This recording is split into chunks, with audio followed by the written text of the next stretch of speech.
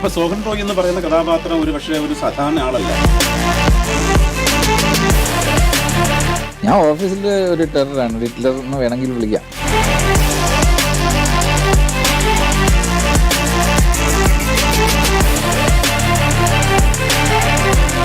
അർഹതയില്ലാത്തവൻ വന്ന് ചോദിച്ചു കഴിഞ്ഞാൽ ഞാൻ 5 പൈസ കൊടുക്കും.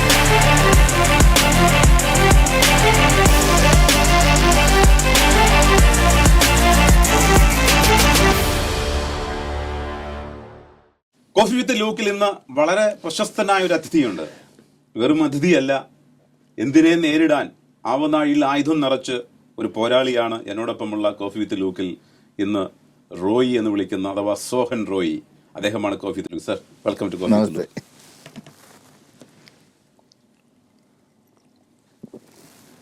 കോഫി വിത്ത് ലൂക്ക് അങ്ങനെ ആരെയും ബൂസ്റ്റ് ചെയ്യുന്ന ഒരു ഷോ ഒന്നുമല്ല, അങ്ങൊരു ടെററാണോ?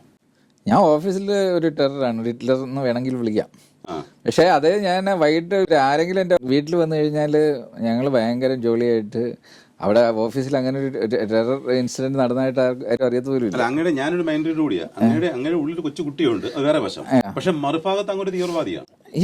നമ്മൾ പ്രതികരിക്കേണ്ടടുത്ത് പ്രതികരിക്കണം, അല്ലാതെ മിണ്ടാതെ ഒരു മൂലയ്ക്ക് ഇരുന്നിട്ട് കാര്യമില്ലല്ലോ. അപ്പൊ സോഹൻ റോയ് എന്ന് പറയുന്ന കഥാപാത്രം ഒരു പക്ഷേ ഒരു സാധാരണ ആളല്ല, മറിച്ച് 2500-ലധികം ജോലിക്കാരുണ്ട്, ഏകദേശം 100 രാജ്യങ്ങളിൽ നിങ്ങളുടെ പ്രസൻസ് ഉണ്ട്, 73 കമ്പനികളുണ്ട്, 29 രാജ്യങ്ങളിൽ പ്രസൻസ് ഉണ്ട്. പിന്നെ എഴുത്തുകാരൻ പറഞ്ഞാൽ നിങ്ങൾക്ക് ഒരുപക്ഷെ നമുക്ക് എഴുതി കഴിഞ്ഞാൽ ഈ ഡെസിഗ്നേഷൻ എഴുതാൻ വലിയ പാടാ. പക്ഷെ എങ്കിൽ തന്നെയും ചില കാര്യങ്ങളിൽ അർഹതയുള്ളവർക്ക് എന്തും കൊടുക്കും, അല്ലെങ്കിൽ അരമണി പോലും കൊടുക്കാത്ത ഒരാളെന്നാണ് അങ്ങനെപ്പറ്റി കേൾക്കുന്നത്. ശരിയാണോ? ഇല്ല, അങ്ങനെ അരമണി കൊടുക്കാത്ത വെച്ചാൽ ഈ അർഹത ഇല്ലാത്തവൻ വന്ന് ചോദിച്ചു കഴിഞ്ഞാൽ ഞാൻ 5 പൈസ കൊടുക്കില്ല. പക്ഷേ അർഹതപ്പെട്ടവന് ഞാൻ എൻ്റെ എല്ലാം കൊടുക്കും. കാര്യം ഞാൻ സ്വയം വിചാരിക്കുന്നത്, ഞാൻ പണ്ട് പഠിക്കുന്ന കാലത്തൊരു സഖാവായിരുന്നു.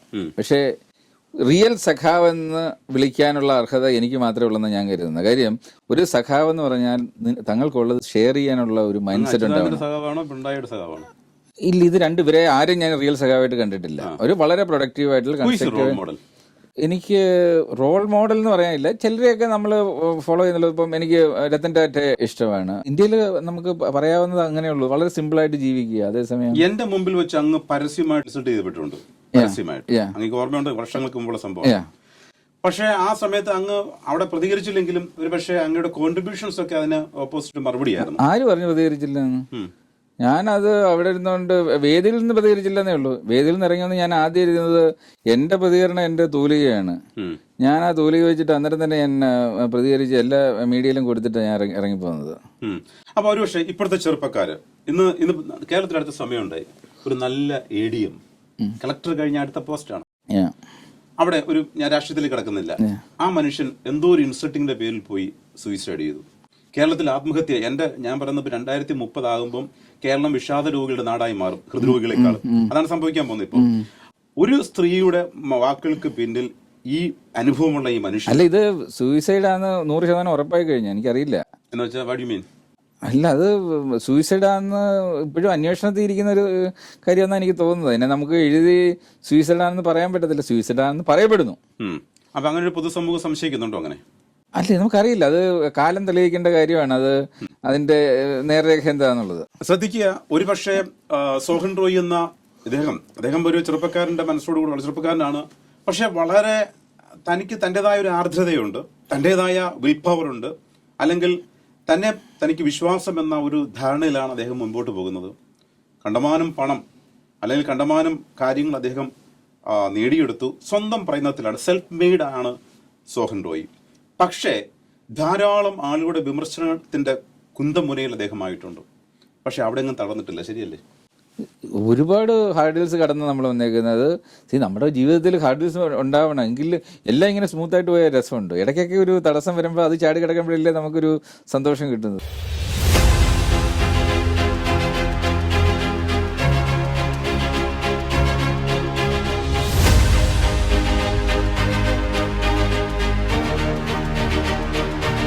ഈ ടോക്ക് ഷോയുടെ ഏറ്റവും പ്രധാനപ്പെട്ടത് ഏതെങ്കിലും തരത്തിൽ നമ്മൾ എന്തെങ്കിലും വ്യക്തികളിലേക്ക് പോവുകയല്ല, വ്യക്തികളുടെ അനുഭവങ്ങൾ ആളുകളെ ജീവിപ്പിക്കും, അവരെ ചലിപ്പിക്കും, അവരത് കുതിപ്പിക്കും.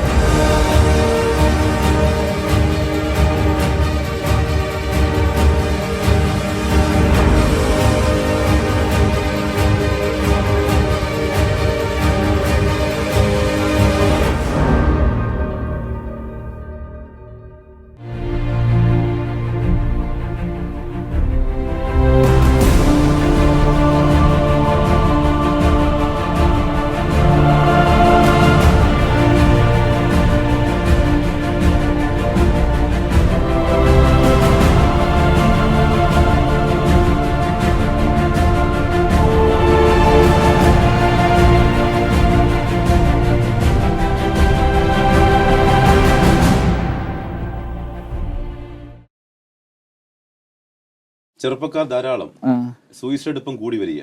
ഒരു ചെറിയ സംഭവം ഉണ്ടായി. ഇപ്പൊ IT ഈ ടെക്കുകളുടെ ഭാവി ഇല്ലാത്തൊരു ഭാവി അറിയാലോ. കുറെ കഴിയുമ്പോഴത്തേക്ക് ഒരു വൈസ് പ്രസിഡന്റും ഒക്കെ ആയിട്ട് കുറെ കഴിയുമ്പോൾ ഒരിടത്തും കളയുക, പെൻഷൻ ഒന്നുമില്ല. അപ്പം നിസാര കാര്യങ്ങൾ ജോലി പോയാൽ ഉടനെ അവർ ഡൗൺ ആവുന്നു. ഇപ്പം തന്നെ നമ്മുടെ മലയാളി ഒരു പെൺകുട്ടിയുടെയൊക്കെ മരണമൊക്കെ നമ്മൾ കണ്ടത്. ചെറുപ്പക്കാരോട് അങ്ങയുടെ അനുഭവത്തിൽ നിന്ന് എന്താ പറഞ്ഞു കൊടുക്കാൻ പറ്റുന്നത്? ആത്മവിശ്വാസം നഷ്ടപ്പെടുന്നിടത്താണല്ലോ ഈ മരണത്തിലേക്ക് നമ്മൾ പോകുന്നത്. ആത്മവിശ്വാസം വീണ്ടെടുക്കാൻ ഒരു അതിലുണ്ട്, അവിടം വരെ നമുക്ക് വീണ്ടെടുക്കാൻ പറ്റും ആത്മവിശ്വാസം. പക്ഷെ ചിലരെ ഇനി എന്ത് ചെയ്താലും ആത്മവിശ്വാസം വരില്ലാത്തൊരു ഇതുണ്ട്. അതൊരു ബാധ്യതയാണ്, സമൂഹത്തിന് തന്നെ ഒരു ബാധ്യതയാണ്. അവരങ്ങനെ തീരുമാനിച്ചാൽ നമുക്കൊന്നും ചെയ്യാൻ പറ്റത്തില്ല. അല്ല എന്നുണ്ടെങ്കിൽ അവരുടെ പുറകെ പോയി മറ്റുള്ളവരും കൂടെ അവരുടെ ശാന്തിയും കൂടെ നഷ്ടപ്പെടുത്തില്ലേ. അവർക്ക് അതാ തീരുമാനമെങ്കിൽ അവരത് പോട്ടെ, അല്ല നമുക്കൊന്നും ചെയ്യാൻ പറ്റില്ല. അതെ, ഇതൊരു ഫാക്റ്റാ. കാരണം പാപം ദുഷ്ടന്റെ ഫലം ചെയ്യുന്ന പഴഞ്ചൊല്ലുണ്ട്.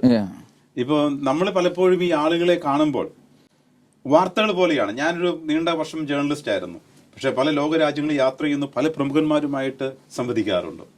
പക്ഷെ എപ്പോഴും നിങ്ങൾ ശ്രദ്ധിക്കേണ്ട ഒരു കാര്യം, നിങ്ങളെ ഒരാൾ ഇൻസൾട്ട് ചെയ്യുമ്പോൾ, പക്ഷെ നാം പലപ്പോഴും അറിയാതെ മറ്റുള്ളവരെ ഇൻസൾട്ട് ചെയ്യാറുണ്ട്. നിങ്ങളുടെ കണ്ണിന് മുന്നിൽ കാണാത്തത്, നിങ്ങളുടെ ചെവിയിൽ കേൾക്കാത്തത് ഒരിക്കലും വിശ്വസിക്കരുത്. നിങ്ങൾ അറിയാത്തവരെ കുറിച്ച് നിങ്ങൾ ബ്ലെയിം ചെയ്യരുത്. ഞങ്ങൾ ഈ പറഞ്ഞതൊക്കെ ഞങ്ങൾ ജീവിതാനുഭവങ്ങളുള്ളവർ, എന്നെക്കാൾ എത്രയോ അനുഭവമുള്ളതാണ് മിസ്റ്റർ സോഹൻ റോയ്.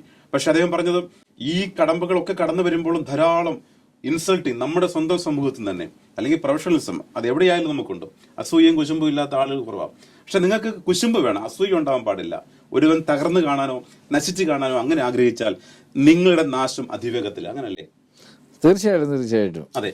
അപ്പൊ അങ്ങ് ഇന്ന് ഒരുപക്ഷെ ഇവിടെ നമുക്കെല്ലാം അങ്ങയുടെ പേര് അത് നല്ല ഒരു, ഒന്നാമത് പേരിന് തന്നെ ഭയങ്കര ഗുമ്പുണ്ട്, രണ്ടാമത്തത് അങ്ങ് തൊട്ടതൊക്കെ പൊന്നാക്കി. ഇനി വാട്ട്സ് യുവർ ഫ്യൂച്ചർ വിഷൻ? അങ്ങ് ഇനിയുള്ള മാസ്റ്റർ പ്ലാൻ എന്തായി? എന്തും കൂടെ ആഗ്രഹമുണ്ട് ഇനി? ഇല്ല, എനിക്ക് ഇഷ്ടമുള്ളത് കാര്യങ്ങൾ മാത്രമേ ഞാൻ ചെയ്യാറുള്ളൂ. എനിക്ക് സന്തോഷം കിട്ടുന്ന കാര്യം മാത്രമേ ഉള്ളൂ. കാര്യം എൻ്റെ ലൈഫ് ഗോൾ എന്ന് വെച്ചാൽ ഹാപ്പിനെസ് ആണ്. അല്ലാതെ ഈ പണത്തിനെ നമ്മൾ കാണേണ്ടത്, നമുക്ക് രാവിലെ 50 ഇഡ്ഡലി കൊണ്ട് മേശപ്പുറത്ത് വെച്ചാൽ എത്ര ഇഡ്ഡലി കഴിക്കാൻ പറ്റും? 2 ഇഡ്ഡലി കഴിക്കാൻ പറ്റും. ബാക്കി ഇഡ്ഡലി നിങ്ങൾ എന്ത് ചെയ്യും? എടുത്ത് കളയുവോ, അതോ ഫ്രിഡ്ജിൽ വെക്കുവോ, അതോ ആർക്കെങ്കിലും കൊടുക്കുവോ?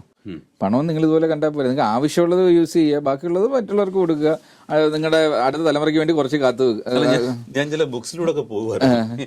ഇത് അണുമഹാകാവ്യം, ഇത് 1001, ഇതൊക്കെ എപ്പം ചെയ്തു? ഇതൊരു ലോക റെക്കോർഡ് കിട്ടിയ പ്രസ്ഥാനമാണ്. 1001 ആയപ്പോ എനിക്ക് ലോക റെക്കോർഡ് കിട്ടി. പക്ഷെ അതിനുശേഷം എല്ലാ ദിവസവും ഞാൻ എന്റെ റെക്കോർഡ് ബ്രേക്ക് ചെയ്തുകൊണ്ടിരിക്കുകയാണ്. ഇപ്പൊ 2600ഓളം എത്തിക്കഴിഞ്ഞു ആക്ച്വലി. ഇത് അന്നന്ന് സംഭവിക്കുന്ന, എന്നെ സ്വാധീനിക്കുന്ന ഏതെങ്കിലും സബ്ജക്റ്റിനെ കുറിച്ച് അന്നൊരു കവിത എഴുതും. പക്ഷെ ഞാൻ കണ്ടത് അങ്ങ് ചെയ്യുന്ന ഓരോ കാര്യങ്ങൾ നല്ല, എല്ലാത്തിനും ഒരു താഴെയല്ല മിഡിലുമല്ല, ഏറ്റവും ടോപ്പിൽ അങ്ങ് നിൽക്കത്തുള്ളൂ. അത് ആ ഒരു പ്രത്യേകത. അത് എന്തെങ്കിലും ആരെങ്കിലും റോൾ മോഡൽ കാണുമല്ലോ ലൈഫിൽ? ആരാ അങ്ങയുടെ റോൾ മോഡൽ? ഇല്ല, എനിക്ക് സത്യം പറഞ്ഞാലൊരു നല്ല മെൻറ്റർ ആരാണെന്ന് ചോദിച്ചു കഴിഞ്ഞാൽ ഞാൻ പലപ്പോഴും ഒരു ക്വസ്റ്റ്യൻ മാർക്കായിട്ട് കൊണ്ടിടുന്നത്. അങ്ങനെ എടുത്ത് പറയാനായിട്ട് ആരുടെയും പുറകിൽ പോയിട്ടില്ല, സ്വയം വഴി തെളിയിച്ച് പോയേക്കുന്നതാണ്. എങ്ങും ഒരു ഈവൻ ആ ഡാം ട്രിപ്പിൾ 9 ചെയ്യാൻ പോലും എനിക്ക് സത്യം പറഞ്ഞാൽ ഞാൻ അന്വേഷിച്ച് നടന്നതാണ്. എൻ്റെ വിഷനിൽ പറഞ്ഞുതരാൻ ആരുമില്ല. ഇപ്പം ഇന്ത്യ എന്നൊരു സിനിമയെ ഓസ്കാറിലേക്ക് കൊണ്ടുപോകണം. 100 വർഷത്തെ സിനിമാ പാരമ്പര്യമുള്ള രാജ്യം, ഏറ്റവും കൂടുതൽ സിനിമകൾ ചെയ്യുന്ന രാജ്യം. അവിടെ ഒരാൾക്ക് പോലും ഇന്ത്യയിൽ നിന്ന് മെയിൻ സ്ട്രീം ഓസ്കാറിലേക്ക് കൊണ്ടുപോകുന്നതിനെ കുറിച്ച് ആർക്കും അറിയത്തില്ല. ഞാൻ തന്നെ അവസാനം സ്വയം കണ്ടുപിടിച്ച് പോവുകയായിരുന്നു. അതുകൊണ്ട് എന്താ, ഇന്ന് ഇന്ത്യയിൽ നിന്ന് ഓസ്കാറിലേക്ക് പോകുന്ന എല്ലാ മൂവിയും എൻ്റെ ഓഫീസ് വഴിയാണ് പോകുന്നത്. ഞാൻ ഓക്കെ പറഞ്ഞാൽ മാത്രമേ അത് പോകത്തുള്ളൂ. ഓക്കെ, അങ്ങ് ഈ പ്രസ്ഥാനങ്ങളെല്ലാം വളർത്തിയെടുത്തു. അടുത്ത ജനറേഷൻ അങ്ങ് കൊണ്ടു നടന്ന ഈ സ്ഥാപനങ്ങൾ എത്രത്തോളം എങ്ങനെ മാനേജ് ചെയ്യും? ഇല്ല, ഞങ്ങൾ അതിനുവേണ്ടി ഒരു സിസ്റ്റം ഉണ്ടാക്കിയിരിക്കുന്നത്. ഇപ്പം ദുബായിലെ മെട്രോ നിങ്ങൾ കണ്ടിട്ടില്ല, അതിൽ ഡ്രൈവർ പോലും വേണ്ട, അത് കീപ്പ് ഓൺ റണ്ണിങ്. അതാണ് ഒരു പ്രോപ്പർ സിസ്റ്റം ഉണ്ടാക്കി കഴിഞ്ഞാൽ ആ സിസ്റ്റമാണ് റൺ ചെയ്യുന്നത്. അവിടെ എനിക്കോ മറ്റ് ഇൻഡിവിജ്വൽസിന്റെ പ്രസക്തി ഇല്ല. നാളെ എൻ്റെ റോളിൽ ആര് വന്നു കഴിഞ്ഞാലും സിസ്റ്റം വിൽ റൺ. അതിനുവേണ്ടി കുറെ എഫേർട്ട് ഇട്ടു. അങ്ങയുടെ വീട്ടില്, ഞാൻ വീട്ടിൽ വന്നിട്ടില്ല, പക്ഷെ അങ്ങയുടെ ഷെഫ് ആയാലും പലരും പല അങ്ങയുടെ ഈ ചെറുപ്പക്കാരുടെ CV പോലും അതിനകത്ത് ജാതിയൊന്നും വെക്കാറില്ല. ലോകത്തില് ആന്റി കാസ്റ്റ് പോളിസി ഇംപ്ലിമെന്റ് ചെയ്ത ഏക കമ്പനി ഞങ്ങളുടെ സ്ഥാപനമേ ഉള്ളൂ. ഇവിടെ ഈ പേരിനകത്ത് ജാതി വാല്യം വെച്ചുകൊണ്ട് വന്നു കഴിഞ്ഞാൽ അന്നേരം എടുത്ത് ദൂരെ കളയും. കാര്യം ആദ്യം പറഞ്ഞിട്ടുണ്ട്, നിങ്ങൾ ഷോർട്ട് ഫോം ആക്കിക്കൊണ്ട് വരിക, അല്ലാതെ പേരിനകത്തും കുത്തിത്തിരിപ്പുണ്ടാക്കാനായിട്ട് ഇങ്ങോട്ട് വരണ്ട. കാര്യം നിങ്ങൾ ആ പേരും കൊണ്ട് വന്നു കഴിഞ്ഞാൽ നാളെ നിങ്ങൾക്ക് ആ വാലുള്ളവരെ മാത്രം എടുത്താൽ മതി എന്നൊരു തോന്നലുണ്ടാവും. മനസ്സിലായില്ലേ? അപ്പൊ അത് വേണ്ട, മനസ്സിലായി. അല്ലേ തന്നെ നിങ്ങളുടെ പേരിനകത്ത് മതമുണ്ട്, ഇനി അതിന്റെ കൂടെ ഒരു വാലും കൂടെ വെക്കേണ്ട കാര്യമുണ്ടോ? ഇല്ലല്ലോ. അതെങ്കിലും ഒന്ന് കട്ട് ചെയ്യാൻ, എന്നെ കൊണ്ട് അത്രയൊക്കെ കട്ട് ചെയ്യാൻ പറ്റത്തുള്ളൂ. മനസ്സിലല്ലേ? പക്ഷെ ആ പേരൂടെ ഒന്ന് മാറ്റാൻ വേണ്ടി, ഇപ്പൊ പേരാരെങ്കിലും മാറ്റി ഞാൻ പ്രൊമോഷൻ കൊടുക്കാൻ തീരുമാനിച്ചു. അടുത്ത് ഇനി ഞാൻ അനൗൺസ് ചെയ്യാൻ പോകുന്നത് അതാണ്. ആരെങ്കിലും ഈ മതത്തിന്റെ ഇതൊന്ന് മാറ്റിയിട്ട് വന്നാൽ എന്തെങ്കിലും ഒരു പ്രൊമോഷൻ ഫ്രീ ആയിട്ട് കൊടുക്കണം എന്നുള്ള ആലോചിച്ചുകൊണ്ടിരിക്കുകയാണ്. വാസ്തവത്തിൽ ഇതൊരു വലിയ തിരിച്ചറിവാണ്. ജാതിയുടെ, മതത്തിന്റെ പേരിൽ ആളുകളെ പാർട്ടീഷൻ ചെയ്ത് മാറ്റുക, ബയാസ്ഡ് ആകുക. പക്ഷെ എനിക്ക് ഏറ്റവും ഇഷ്ടപ്പെട്ട, എന്നെ വളരെ ചെറുതാക്കിയ ഒരു അഭിമുഖം കൂടിയാണിത്. അദ്ദേഹം പറഞ്ഞ ഏറ്റവും പ്രധാനപ്പെട്ട അന്തസത്തയുള്ള ഒരു ചിന്താഗതിയാണ്. എല്ലാ പേരിന്റെ ഒരു അതിനകത്തൊരു വാലുണ്ട്. ഒന്നീ തോമസ് ആണി ക്രിസ്ത്യാനി, അല്ലെങ്കിൽ സലീമാണി മുസ്ലിം, അല്ലെങ്കിൽ നായർ പിള്ള. ഇതെല്ലാം പറയുമ്പോഴാണ് വലിയ സാമൂഹിക സാംസ്കാരിക പ്രബുദ്ധന്മാരും വലിയ ആദർശവും പറയുന്നത്. പക്ഷേ ഇതൊരു നല്ല ഒരു പുതിയ അറിവാണ്. കാരണം അങ്ങനെയുള്ളവർ ആ വാൽ ഇവിടെ വേണ്ട. നമുക്ക് എല്ലാവർക്കും ഈ ചിന്താഗതി മാറ്റിക്കഴിഞ്ഞാൽ നമ്മുടെ ഈ മനസ്സൊന്ന് വലുതാക്കി ശരീരം ഒന്ന് ഒതുക്കാന്നുണ്ടെങ്കിൽ എത്രയോ പേരെ ഉൾക്കൊള്ളാൻ പറ്റും. ഇന്ന് നാട്ടിൽ കാണുന്ന സകല അതിക്രമങ്ങളുടെയും അക്രമങ്ങളുടെയും പിന്നിൽ ജാതിയുടെയും മതത്തിന്റെയും പേരിലല്ലേ? അതാ പറഞ്ഞ ഇപ്പം നമ്മളുടെയൊക്കെ പേര് ഇട്ടത് നമ്മളല്ല, നമ്മുടെ പേരൻസ് ആണ്. പക്ഷെ അത് പൊക്കി പിടിച്ചോണ്ട് നടക്കാൻ, അത് വേണമെങ്കിൽ മാറ്റണമെങ്കിൽ മാറ്റാം. നിങ്ങളുടെ മനസ്സിൽ നിങ്ങളങ്ങ് തീരുമാനിക്കുക, എന്റെ പേര് കണ്ടു കഴിഞ്ഞാൽ എന്റെ ജാതി ഏതാ മതം ഏതാ തിരിച്ചറിയുന്നത്. അത് വേണ്ട. ഇപ്പൊ നമ്മൾ ഫേസ്ബുക്കിനകത്ത് ന്യൂ ജനറേഷൻ ആൾക്കാരെല്ലാം ഷോർട്ട് ഫോമിലുള്ള പേരാണ്. നമ്മൾ സയൻസ് പഠിക്കുന്നതല്ലേ, ഓക്സിജനും ഹൈഡ്രജന്റെ ജാതി മതം നമുക്കറിയില്ലല്ലോ, ആൽഫ ബീറ്റ ഗാമ എന്താണെന്ന് അറിയത്തില്ലല്ലോ. അതേപോലുള്ള പേരൊക്കെ ഇട്ടൂടെ, അടുത്ത ജനറേഷനിലും ഇട്ടൂടെ. അവിടെയും കൊണ്ടുവന്ന് നിങ്ങൾ മനഃപൂർവ്വം കുത്തിവെക്കുകയാണ്. ഇതൊരു തരം വൈറസാണ്, മനസ്സിലായി? അതിങ്ങനെ ബാറ്റൺ കൈമാറുന്ന പോലെ പോവുകയാണ്. ഈ രാജ്യം നമ്മുടെ പേര് നോക്കി ജോലി ചെയ്യുകയാണെങ്കിൽ എന്ത് ചെയ്യുമായിരുന്നു? അതൊക്കെ മാറണം. പക്ഷെ അതിന്റെ പേരിൽ ഏറ്റവും വലിയ ക്രൂശിക്കപ്പെട്ട ഒരു അവസ്ഥ എനിക്ക് ഉണ്ടായിട്ടുണ്ട്. അത് എനിക്ക് എടുത്തു പറയേണ്ട കാര്യമാണ്. കാര്യം ഈ ജാതിക്കെതിരെ മതത്തിന് ഏറ്റവും കൂടുതൽ കവിത എഴുതിയേക്കുന്ന വ്യക്തിയാണ് ഞാൻ. ഒരു 500 കവിതയെങ്കിലും ഞാൻ ഇതുമായി ബന്ധപ്പെട്ട് എഴുതിയിട്ടുണ്ട്.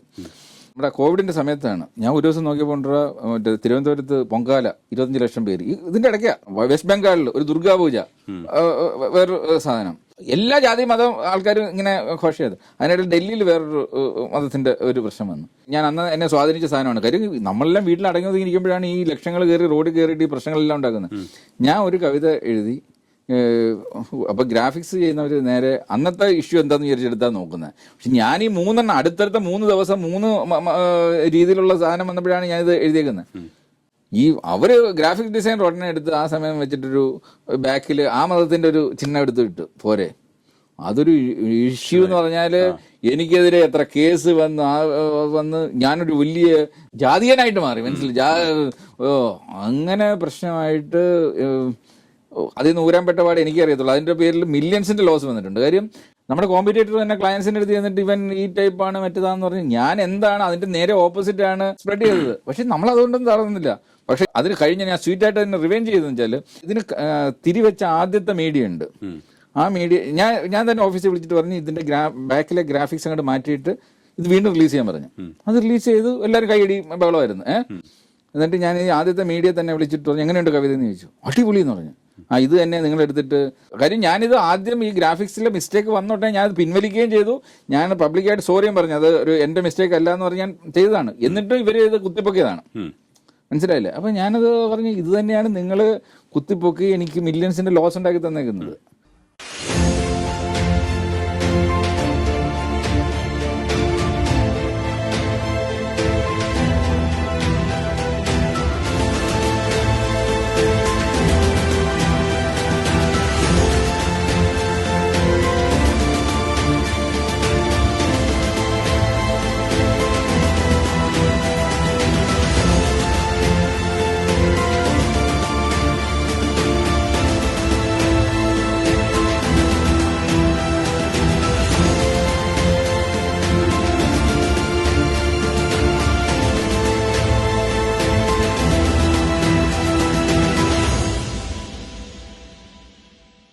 ഒരു പൊതുരംഗത്ത് നിൽക്കുന്ന അല്ലെങ്കിൽ ബിസിനസ് നിൽക്കുന്ന ഒരാൾ ചെറിയൊരു വാക്ക് തെറ്റിദ്ധരിക്കപ്പെട്ട് കഴിഞ്ഞാൽ മില്യൺസിന്റെ ലോസ്. ഓക്കെ, ഇനി ഇപ്പൊ നമ്മുടെ നാട്ടില് കുട്ടികളെല്ലാം നാട് വിട്ടു പോവുക.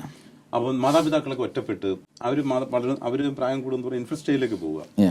അപ്പം are you standing for you society? ഇപ്പൊ നിങ്ങളുടെ നാട്ടില് ജനിച്ച സ്ഥലത്ത് അങ്ങോട്ട് കോൺട്രിബ്യൂഷൻ എന്തുണ്ട്? എനിക്ക് ലോകം മുഴുവൻ മാറ്റാൻ പറ്റത്തില്ല. പക്ഷെ ഞാൻ വിശ്വസിക്കുന്നത് എനിക്ക് സ്വയം മാറാൻ പറ്റും, എന്റെ കുടുംബത്തെ മാറ്റാൻ പറ്റും, എന്റെ നാടിനെ മാറ്റാൻ പറ്റും.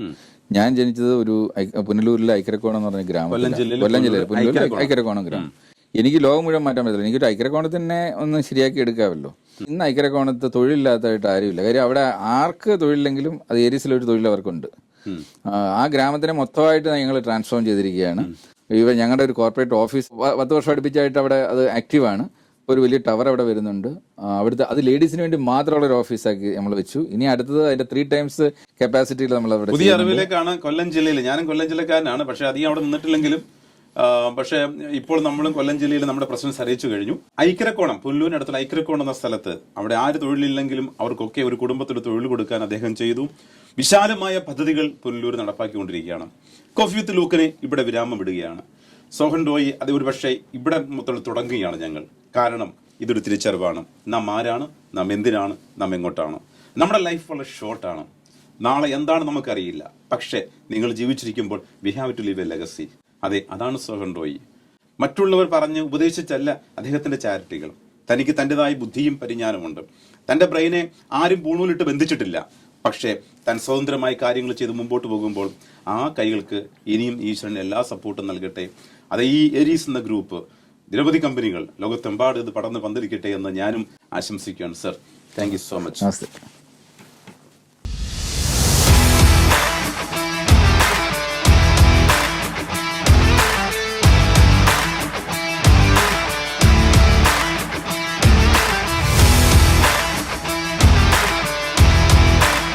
അരമണി പോലും കൊടുക്കാത്ത ഒരാളെന്നാണ് ഇതിനെപ്പറ്റി കേൾക്കുന്നത്. ശരിയാണ്? ഇവിടെ ഈ പേരിനകത്ത് ജാതിവാലും വെച്ചുകൊണ്ട് വന്നു കഴിഞ്ഞാൽ അന്നേരം ഒരു ദൂരം കളയും. എന്റെ മുമ്പിൽ വെച്ച് അങ്ങ് പരസ്യമായിട്ട് ഇൻസൾട്ട് ചെയ്യപ്പെട്ടിട്ടുണ്ട്. പക്ഷെ മറുഭാഗത്ത് അങ്ങോട്ട് തീവ്രവാദിയാണ്. നമ്മൾ പ്രതികരിക്കേണ്ട അടുത്ത് പ്രതികരിക്കണം, അല്ലാതെ മിണ്ടാതെ ഒരു മൂലയ്ക്ക് ഇരുന്നിട്ട് കാര്യമില്ല.